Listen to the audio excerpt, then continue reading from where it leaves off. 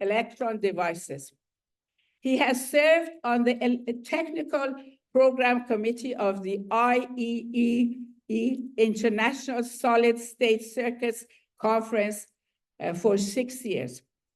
The chairman of the Display Sensors and MEMS DSM subcommittee at the IEEE International Electron Devices meeting. And he has been the general chair of the IEEE Micro Electromechanical Systems MEMS conference in 2014, held in San Francisco, California. He has been the co-founder and chief technology officer of Caltray Incorporated, a spin-out from his research laboratory that commercializes bulk acoustic wave silicon gyroscopes, personal navigation system. Caltray was acquired by Panasonic in 2016. He's currently leading STETHX, this one, Microsystems, another spin-out of his research lab, and an ATDC company in commercializing advanced wearable sensors for cardiopulmonary applications. He has been a fellow of IEEE and National Academy of Inventors, recipients of Outstanding Achievement in Research Innovation Award from Georgia Tech, the National Foundation Career Award, and the Outstanding Junior Member Award, the Richard M. Bass / Eta Kappa Nu Outstanding Teacher Award, School of ECE of Georgia Tech. Dr. Ayazi, it was my honor to introduce you. Now I would like you to come here and please present your talk. Thank you so much.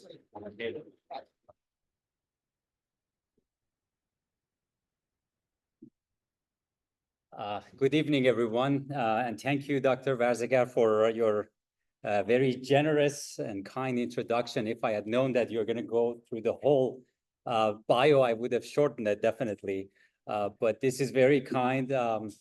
I'd like to say hi to everyone, and I'm grateful for this invitation, of course, and I'm also very excited to be speaking to everyone tonight about some of the work that I've done at Georgia Tech over the years, and also some of the work that I'm currently doing at Aesthetics, which is a spin-off of my research laboratory and is basically commercializing some of the technologies that I developed as part of my research at Georgia Tech. So, you know, I've always been an entrepreneur more than being a professor, and that was the #1 reason I chose to become a professor, because I thought professors, especially in the US, is more about research than teaching. Teaching is also very, very important, don't get me wrong. Every year we get evaluated based on our teaching more rigorously than research. But what is really unique about being a professor at Georgia Tech is that freedom that comes with the job, that you can actually go after topics that you're really passionate about to do research, and they give you a lot of freedom, and I'm truly grateful for the opportunity that Georgia Tech and Atlanta has provided to me. Over the years, I've had the possibility and opportunity of moving to other places, to other cities in the US, and I came close to actually moving, but at the end of the day, my wife and I, by the way, my wife Nazanin and my son Farokh are here tonight. The love of my life, and we never could convince ourselves to leave Atlanta, because we thought that Atlanta is really a jewel in the South that is providing also a lot of great opportunities for the likes of me and other young people to grow and prosper. So I have prepared a few slides to walk you through it tonight, and I hope I'm not going to bore you guys much with the slides that I'm going to show. So I've decided to talk about digital health and the role that microchip devices and AI play in the digital health arena. So as I mentioned, I wear two hats. So you see that I'm a professor at Georgia Tech, but I'm also the founder and CEO at Aesthetics, which is again a company next door to Georgia Tech, is in the incubator space of Georgia Tech, is a spinoff from Georgia Tech. So I know there are some Georgia Tech students in the audience today, perhaps, and I want to give them a shout out and wish them the best. So talking about digital health, for those of you who may not know exactly what digital health refers to, digital health refers to digital technologies such as your smartphones, smartwatches, and wearable devices that collect information from your body and enhance the outcome of healthcare. And just the goal is to provide better care for everyone. And this has become now a huge market. In 2023, the size of digital health market was more than $240 billion, which is really enormous compared to other fields. And by the next decade is projected to grow by 10 times. The actual number is that it's going to get to $1.6 trillion by 2033.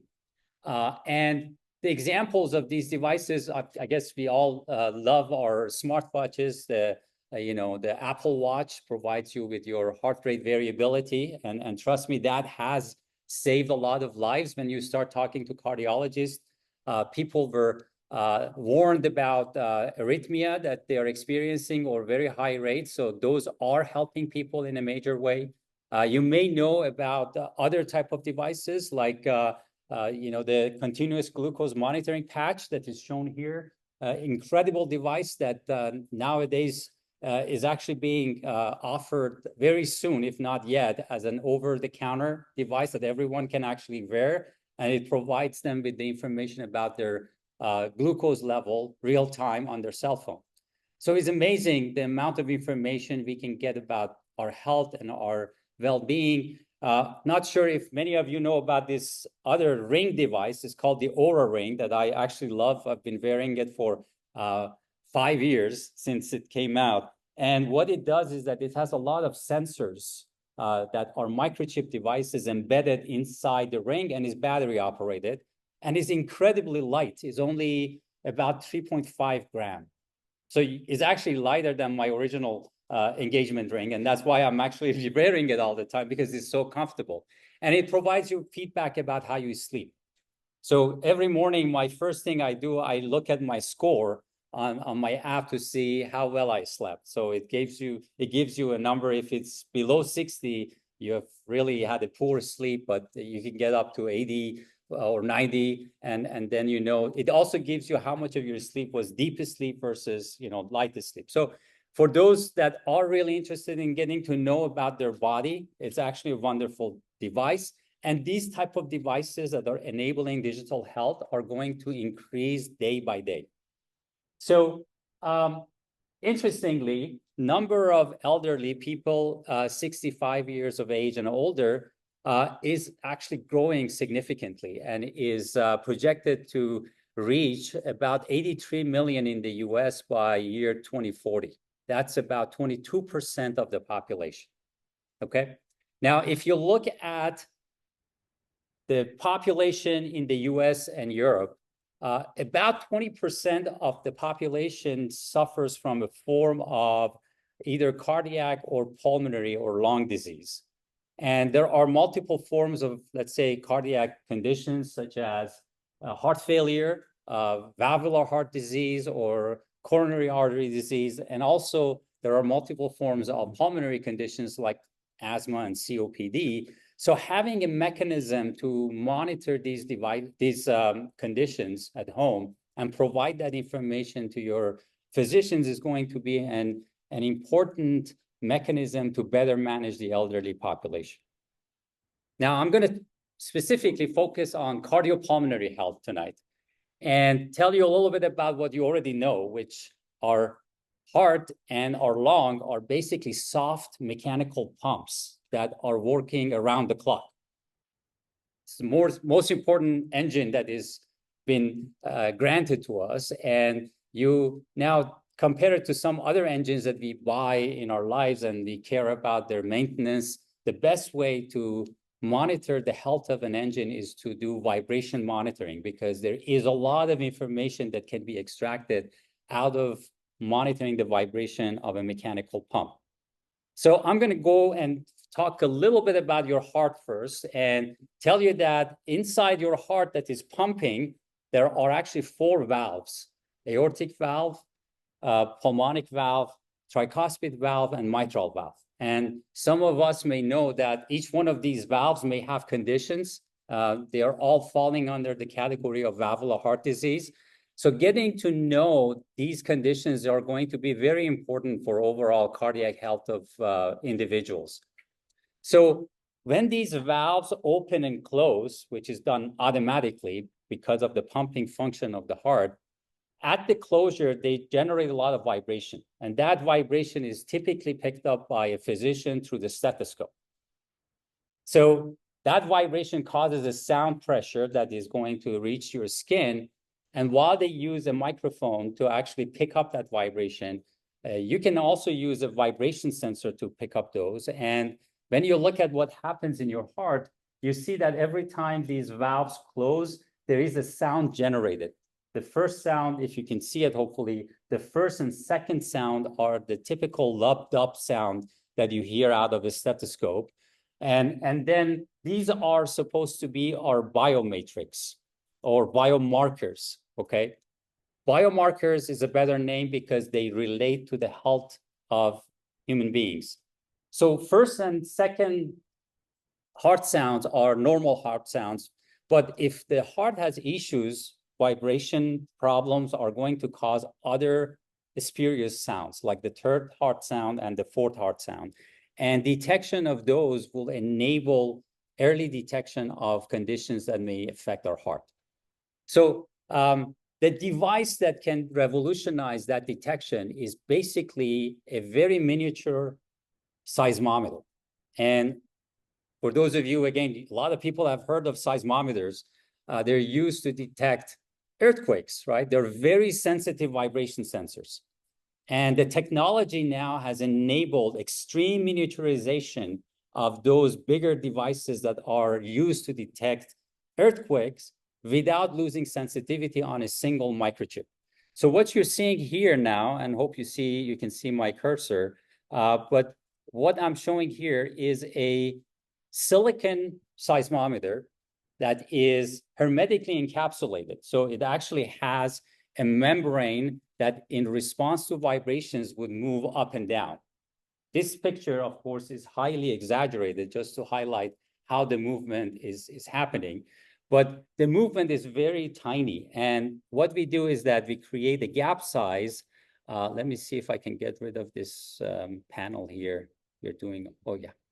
So there is this gap size between a fixed plate on top of this moving membrane that is only 200 nanometer. And a nanometer is 10 to the minus 9. So is 1,000 times smaller than 1 micrometer, is 1 million times smaller than 1 millimeter. So you can imagine how tiny that gap size is. And once the vibration occurs, you can pick up that signal. And the signals are going to be digitized using this electronic circuits that you know has been powering all of our smartphones. So it's not just electronics based on transistors that is enabling our devices today. There are also micromechanical devices that are being miniaturized on silicon and built on huge wafers to make them really cheap and cost effective. So this little device here, despite having the sensitivity of a huge seismometer that is used for detection of earthquake, actually costs only a couple dollars after fabrication. And that is enabling the mass usage of these devices for people that need it. So Aesthetics is now commercializing these devices. This is a technology that came out of my research at Georgia Tech. Now it's been transferred to a larger scale manufacturing foundry to be able to manufacture these at volume. And what happens is that if you put one of these things through your clothing, even on your chest, you can pick up your lubbed up sound, as you can see here, S1 and S2 very clearly. And more importantly, you're able to analyze those signals to see which one of those valves that I talked to you earlier closes earlier than the others. And that is going to be very important information for assessing the health of a heart. So you see that version had wires attached to it. There we have a wireless version of that is the size of a US quarter. You can see the blown up view of it here. You put it, is a sticky tape that you put it on your chest. You don't have to wear it all the time. You can just wear it for a few minutes per day. And what it does is that it actually collects a lot of trending data. So if your heart conditions have changed today with respect to yesterday, it is able to register it and tell you that something has changed. And the most important thing when it comes to disease treatment and detection is early detection. Once you get to something early, then you can actually start the treatment process much faster and much more effectively. So I told you about those spurious sounds that relate to unhealthy heart. So this signal is actually taken from this patch from someone with heart failure. And what you see is that they have the S1 and S2, the lubbed up sound, but they also have these S3 sound here. And the same seismometer would also detect their breathing pattern. So they can tell if the person is having a shallow breathing or a deep breathing. And usually people with decompensated heart failure, if for whatever reason the heart is going back to the failure mechanism that it was suffering from, they would have difficulty breathing. So that would cause a breathing pattern to be shallow. So if you detect these two simultaneously, that is a sign of the heart failure getting worsened. And usually people, when they get this, they have to go back to the heart clinic or hospital to get their medication change, or it can be actually preventing someone from having a heart attack. A lot of you guys might have heard of EKG. This is the so-called Navar Qalb that in Iran we would hear about, and here also is very important tool. I'm comparing the recording of the seismic patch with the EKG. So the upper trace shows the EKG output, and the lower trace shows how good the agreement of the seismic sensor is with the EKG without really having to have an electrical contact with the body. So it does do really wonders. And like I said, the S3 sound is not the only adventitious heart sound that you would like to detect. Sometimes there could be also S4, which is very, very bad. You don't want to get there. So as soon as these are detected, you have to kind of go and get your heart treated. Now, I'm going to switch gears a little bit and talk about valvular heart disease. And valvular heart disease, as I mentioned, refers to problems with the valves, those four valves. And the valves can become calcified, and as such, they may not close entirely, or they may be defective at birth, or they may be just leaky. Some people might have heard of, oh, my heart has murmurs. The doctor may say, I hear murmurs. Those are because of leaky valves, okay? So wouldn't it be nice that if we can have a mechanism to actually detect those and quantify it at home without really having to go to a cardiologist? It would be really nice, trust me. The reason is a lot of people are actually undiagnosed with diseases like aortic stenosis. So this plot in the middle, the yellow part of it shows the percentage of people that are not diagnosed for aortic stenosis despite having one. The reason is the current practice for detection of this condition is that you have to go to a cardiologist.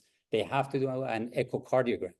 And the echocardiogram is actually, it requires a technician to move an ultrasound wound on your body and image the heart. So it's a pretty involved process. it's expensive and definitely requires a clinic visit. Now, our device, what it does is that I mentioned to you, I'm having difficulty moving the slide sometimes.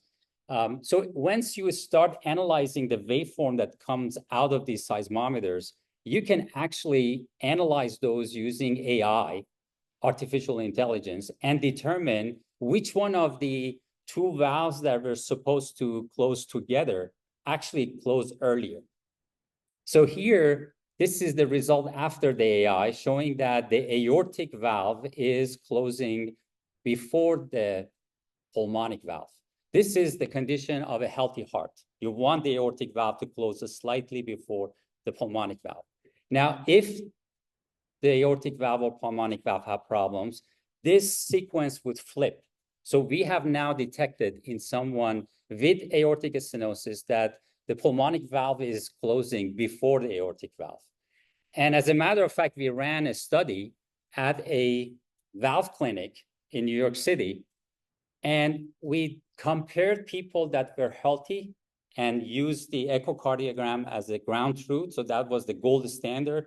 So they went into the echocardiogram. After that, the doctor made a determination if there are any valvular issues. And then we analyzed the signals from our patches. And what we saw was there was a very good correspondence with valvular heart problems and what we call paradoxical splitting of the second heart sound. I'm sorry if it's a little too technical. So paradoxical splitting refers to when those two valves are not closing in the right sequence, when the pulmonic valve closes earlier than the aortic valve. And what we saw was that whenever we saw a normal case, according to echocardiogram, there was no occurrence of paradoxical splitting. But as soon as we got into people with moderate, mild, or severe aortic stenosis or other type of valve disease, you start actually recording a high frequency of this paradoxical splitting. And this is all done with this patch without really having to go to the doctor. So you can monitor your health continuously at home for your heart without having to go and get an echocardiogram. Now, one other very important thing, again, is that when you apply artificial intelligence, this is collecting a lot of data from people with conditions and give it to a computational engine, you can do a lot more. As a matter of fact, with that study that I mentioned, out of 100 people with valvular heart disease, our data showed that we can actually detect coexisting valvular heart disease in people that have these conditions. So not just a general valvular heart disease, we could detect exactly what the problem is. Either it's a mitral valve leakage, regurgitation, or aortic stenosis. Another important thing is that this was done on different, wide spectrum of people with different BMI. BMI refers to body mass index. So think about obese people, extra obese people, and lean people. And you see that the confidence level of the data didn't change as we went through these different categories of obesity. So the patch works as good on a super obese person compared to a lean person. And again, these are very important results that was published in the leading journals of the field. So now I'm going to take a few more minutes to talk to you about long sound detection, which the same patch, the same seismometer would enable detection of these various, again, I'm going to call it adventitious long sounds that are not really desirable to be there. One example is wheezing. Wheezing occurs when someone is asthmatic. They have asthma, they start having wheezes. And the wheezes sometimes can be mistaken by vocal cord vibrations. So it's not an easy thing to detect because you have to make sure it's not due to the vocal cord distortion. So what our devices does is that it detects a spectrum of the sound and is shown here, and then also the breathing rate. And then after you apply AI again, so again, you have to combine the microchip power with the AI. And of course, the microchip powers need to be battery operated, so it has to be very low power.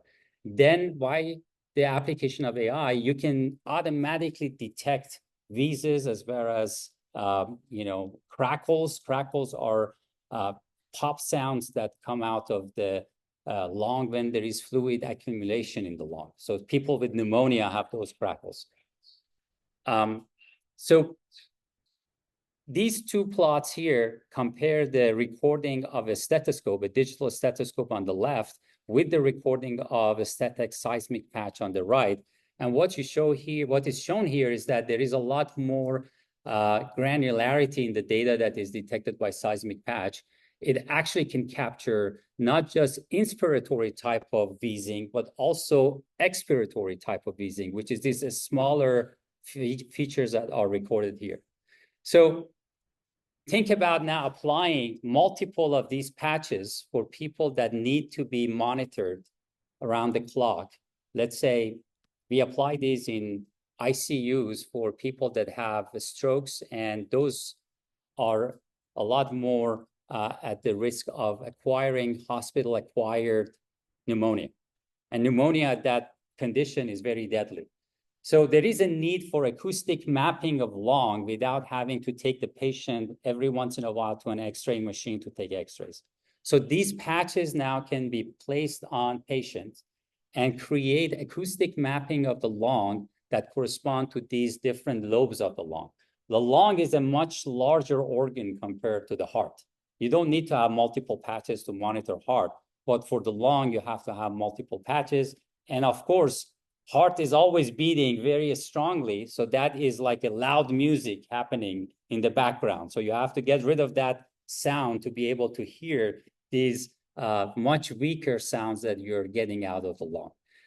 This slide shows that with someone with pneumonia, our recording corresponded perfectly with the areas that there were accumulation of fluid in the lung. So this is, again, a great finding that points to the efficiency of our patches. One important thing about the patch is that it should not be sensitive to, parasitic sounds. One parasitic sound is that if someone is talking in the background, like in the, in a gathering, your patch should not pick up that sound. If someone is using a stethoscope, all of that is speech, it would be detected by the stethoscope as well. So as a matter of fact, the stethoscope used in an emergency room picks up all the emergency room beeping along with the physician talking in the background. But once you use a seismometer, because it's only a vibration sensor, none of the external ambient sound will get detected. So what are the applications? So this is a platform technology, and there are multiple applications for it. When you talk to clinicians and investors, they don't want you to just talk about general benefits of a technology. They want you to be very directed towards a specific product and a specific application. One very interesting application is the pediatric asthma monitoring that I'll talk to you in a second, COPD management, heart failure management. So these refer to cases when someone is released from the hospital after being treated for heart failure. They need to be monitored for a period of 30 days post-release, because typically if the patient is readmitted into the hospital during that period, the insurance would not pay a dime for that readmission. So hospitals are liable for covering the cost of the patient being admitted. And of course, I talked to you extensively about the valvular heart disease. So there are a lot of applications, but when you think about children and childhood asthma, there are a lot of concerned parents that want to know, first of all, what triggers their child's asthma? Can they trust the child to go outside and play, have a play date? So they want to have a mechanism that would alert the parents and also the child of any possible asthma attack that is about to occur.